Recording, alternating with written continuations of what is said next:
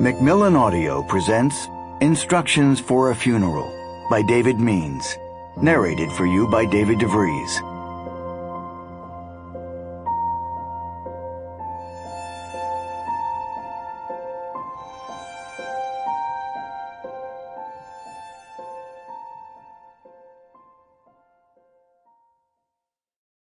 To refine, to clarify, to intensify that eternal moment in which we alone live, there is but a single force, the imagination.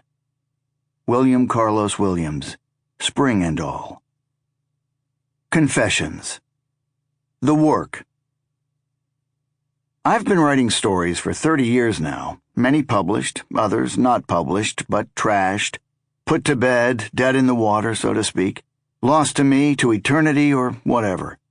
There's simply no way to distill or describe what's in the stories except to say I attempt, to say the least, to respect whatever each story seems to want, not only to want to be, but to say in its own way, each one, as far as I can see, an expression of a particular axe I must grind, particular souls in particular situations, and in some cases, a voice that needs to say what it says, or else, and I feel this, really I do, it'll be lost forever to the void, the same place where most stories go, forever.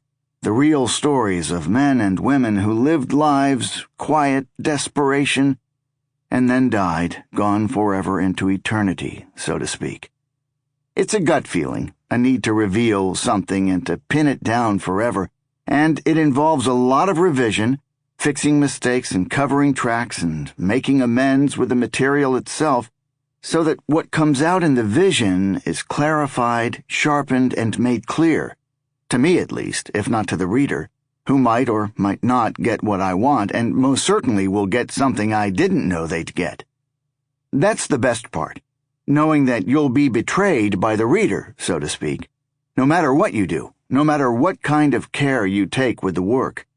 You go into the senseless vision of the vision, and then you revise it into something as clear as possible, and leave it at that, striking out by letting it go out, and if it's taken into the arms of print, so much the better, you say to yourself, while also feeling at the same time a sense that it might not be for the better.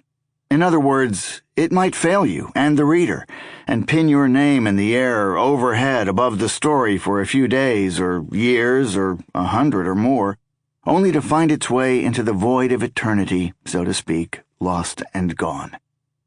You're aware, at least I am, that eternity will devour everything in its own time, and that whatever mark is left will be gone, because that awareness is essential to the work, a sense of catching some slice of time itself, making it stand at attention and still, if not for the sake of a reader somewhere in the future, then for your own sake, for a moment at the desk on a hot summer afternoon or wintry cold day.